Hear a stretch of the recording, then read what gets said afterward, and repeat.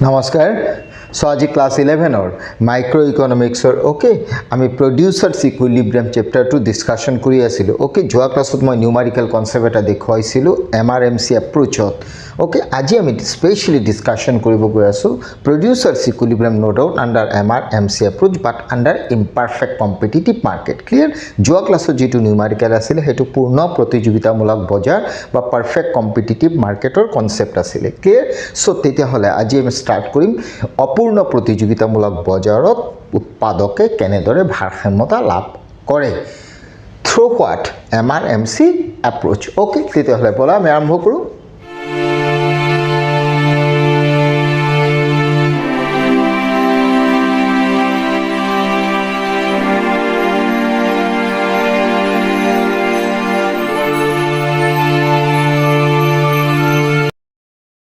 মই লিখি থৈছো এমআৰএমসি এপ্ৰোচ ক্লিয়াৰ মই এটা টেবুল বনাই থৈছো অকমান ইয়াত সোৱা output 1 2 3 4 5 okay so in that situation this is tr concept this is tc concept when output increases tr also increases tc also increases clear but question hoise producer jone jete output gradually বঢ়াই গৈছে sell to তেতিয়া তেওঁৰ মুঠ আয় বাঢ়ি গৈছে মুঠ ব্যয় বাঢ়ি গৈছে because cost बढ़ी प्रोडक्शन हले मूड टोटल कॉस्ट जी तो बढ़े क्लियर मैं बोलना चाहता हूँ जब प्रोडक्शन बढ़ेगा तो टोटल कॉस्ट भी बढ़ेगा जब सेल बढ़ेगा तो टोटल रेवेन्यू भी बढ़ेगा clear in that situation under MRMC approach तुम जो चुआ तेतिया हले प्रथम तुम एमआर और एमसी उलाई लोआ क्लियर सो एमआरएमसी जो तुम उलाई लोआ तेतिया हले चुआ कि हम फार्स्ट यूनिट टीआर जिमान आछे एमआर तुम सिमाने लिखिबा ओके नेक्स्ट तुम एमआर केनेका ओलाबा जाना टीआर डिफारेंस करिबा 22 एटो 2 पर 2 गोल 0 2 पर 1 गोल 10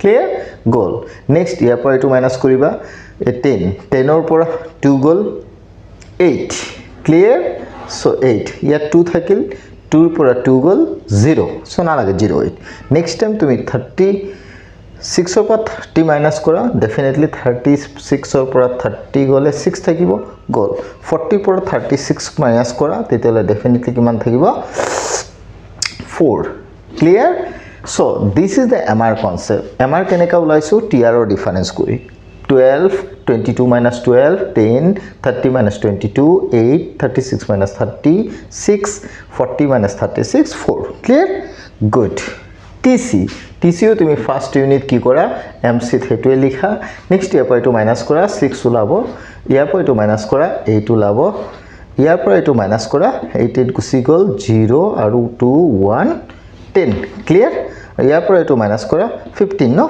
15 पर 8 गुसि गले किमान থাকিব 15 पर 8 गले 8 17 न 7 और इफले 3 3 पर 2 गोल 1 okay so this is the MC concept so मैं टीआर পৰা एमआर ওলালো टीसी পৰা एमसी ওলালো so TR difference MR TC difference MC clear so मैं टीआर से टीसी निकाल सॉरी टीआर से एमआर निकाल लिया और टीसी से टोटल कॉस्ट से मार्जिनल कॉस्ट निकाल लिया क्लियर क्योंकि व्हाट मुझे एमआर एंड एमसी दो कॉन्सेप्ट चाहिए अंडर एमआरएमसी अप्रोच मैं प्रांतिक और प्रांतिक व्यय जी धारणा तार अधीनत आम उत्पादकर भारसाम्यता कर आसो है নহয় अपूर्णर ये तुम ये कॉन्सेप्ट अपूर्णर केनेका चुआ टीआर ग्रेजुअली बढ़ी जदिव चुआ 12 पर 22 10 बढ़ी 22 पर 40 या टीआर तो जो बढ़ी तक कि टीआर कन्स्टेंट रेटत बढ़ा ना ओके सो टीआर जो कन्स्टेंट रेटत ना बढ़े तो इमपारफेक्ट कम्पिटिटिव मार्केटर कन्सेप्ट हम क्लियर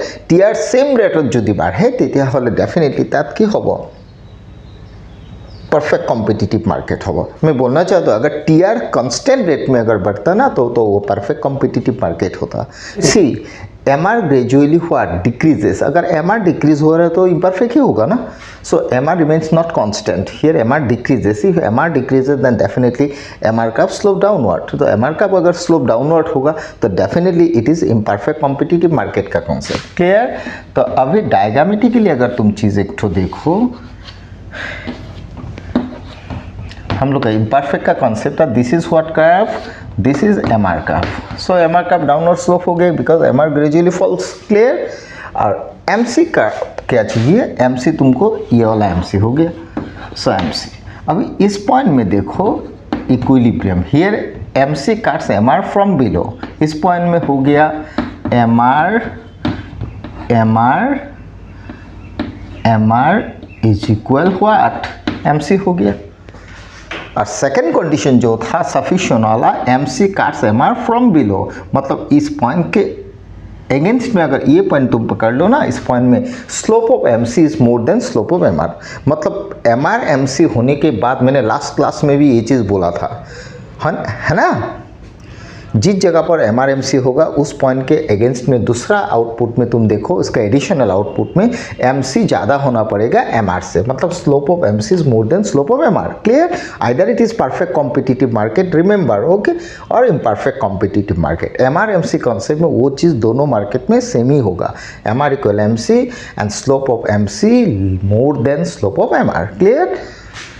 तो अभी तुम देखो MR इक्वल MC अगर इस जगह पर हुआ तो इधर MR इक्वल MC होगा तो MR जितना वैल्यू होगा MC भी उतना होना पड़ेगा। इधर देखो MC कितना 8, MR कितना 8, मतलब ये वाला सिचुएशन जो तुमको मिला ना, इधर देखो ये वाला सिचुएशन जो तुमको मिला, here MR is equal to MC, मतलब 8 इज इक्वल 8 ये मिला। ये तो पहला वाला कंडीशन हो गया। मैं कह विचारिছোঁ प्रथमটো शर्त হৈছে MR इक्वल MC য'ত MR is equal to MC 8 equal 8 হৈছে। क्लियर? কিন্তু তোমাৰ সেইটো হ'লেই নহ'ব, দ্বিতীয় শৰ্তটো পূৰণ হ'ব লাগিব, সেইটো আছিলে তাৰ পিছৰ গোটটোত প্ৰান্তিক ব্যয়ৰ যিটো ভ্যালু মানটো সেইটো সদায় প্ৰান্তিক আয়তকৈ বেছি হ'ব লাগিব। তেতিয়াহ'লে তুমি চোৱা 8 ইজ ইকুৱেল হৈছে কেই নাম্বাৰত? 3 নাম্বাৰত। ওকে, 4th নাম্বাৰত তুমি চাই লোৱা, 4th নাম্বাৰত তুমি চোৱা MCটো কিমান আছে? MC2 10 ন, MR2 কিমান? 6। তেতিয়াহ'লে যিটো আউটপুটৰ এগেইনষ্টত MR ইজ ইকুৱেল MC হৈছে, মানে 3 ইউনিটছৰ এগেইনষ্টত MR is equal to MC হৈছে, বাট 4th নাম্বাৰত MR কিমান? 6, MC কিমান? 10। দ্যাট মিন্স 8 ইজ ইকুৱেল 8ৰ বিপৰীতে তুমি নেক্সট ইউনিটত যদি চোৱা MCৰ ভ্যালুটো বেছি, MRৰ ভ্যালুটো কম। means 4th number unit of slope of MC is more than slope of MR। तार माने एटो तुमी 3rd number unit धरि लोआ, means 3rd number against it equal 8 होइसे। तेतियाले 4th number যদি তুমি চোৱা তেতিয়ালে MC ৰ ভ্যালুটো এটো হ'ব, MC ৰ ভ্যালুটো কিমান? 10 আৰু ইয়াৰ ভ্যালুটো কিমান? 6। that means what এই জায়গাটোত 4th নাম্বাৰত MR ৰ ভ্যালুটো 6 হ'ব লাগিব, MC ৰ ভ্যালুটো 10 হ'ব লাগিব। তেতিয়ালে MC ৰ ভ্যালুটো ডেফিনেটলি 10 হৈছে, MR ৰ ভ্যালুটো 6 হৈছে। মিন্স ইয়াৰ 3rd ইউনিটৰ পিছৰ গোটটোত মিন্স 4th নাম্বাৰত স্লোপ অফ MC ইজ মোৰ কিমান? 10, স্লোপ অফ MR কিমান? 6, সেই বস্তুটো হৈছে। Means first order condition MR is equal to MC হৈছে 8 ইকুৱেল 8, পিছৰ গোটটোত slope of MC 10 which is greater than slope of MR কিমান? 6। ওকে, সেই শর্তটো ফুলফিল হৈছে। দেন ডেফিনেটলি তেতিয়া হলে তুমি ক'ব পাৰা কি 3 ইউনিটছৰ এগেইনষ্টত okay 3 unitsৰ এগেইনষ্টত producers gets equilibrium। why? because producers in that situation fulfill two conditions. One is what? MR is equal to MC. Second condition is what? slope of MR less than slope of MC, means slope of MR numerically যদি চোৱা 6 আৰু slope of MC কিমান? 10, 4th number unitত। Clear? মই ক'ব বিচাৰিছোঁ প্ৰান্তিক আয় আৰু প্ৰান্তিক ব্যয় দুইটা সমান হোৱাৰ উপৰিও তাৰ পিছৰ গোটটো বাৰবাৰ কৈ আছোঁ, পিছৰ গোটটোত মানে যিটো গোটত MR ইকুৱেল MC হৈছে সেইটো হৈ গ'ল। ক্লিয়াৰ? তাৰ পিছৰ গোটটোত তুমি চাব লাগিব MR ৰ ভ্যালুটো কম হ'ব, MC ৰ ভ্যালুটো বেছি হ'বই লাগিব, তেতিয়াহে তোমাৰ MR ইকুৱেল MC প্ৰডিউচাৰ ইকুইলিব্ৰিয়াম পাব। Clear? So finally MR is equal to MC is the necessary condition, but sufficient condition is slope of MR is less than slope of MC, means MC ৰ value বেছি, MR ৰ value কম। হেতু লাগিলে পূৰ্ণ প্ৰতিযোগিতামূলক বজাৰে হওক, হেতু লাগিলে অপূৰ্ণ প্ৰতিযোগিতামূলক বজাৰে হওক। Finally whatever the market situation, either perfect or imperfect, clear? Condition is same. Finally MR is equal to MC and MC cuts MR from below. That means what? slope of MR less than slope of MC. Clear? So আজি মই numerical যেটো concept দেখুৱালো ওই ডায়াগ্ৰামো দেখুৱাইছো, হেতু হৈছে অপূৰ্ণ প্ৰতিযোগিতামূলক বজাৰত উৎপাদকৰ ভাৰসাম্যতা। ওকে, তেতিয়ালে নেক্সট ক্লাছটোত আমি এটা নতুন চেপ্টাৰলৈ ষ্টাডি কৰিম তেতিয়াহ'লে আজি এইটো মই ক্লোজ কৰিছোঁ হোৱাট প্ৰডিউচাৰ্ছ ইকুইলিব্ৰিয়াম উৎপাদকৰ ভাৰসাম্যতা অ'কে থেংক ইউ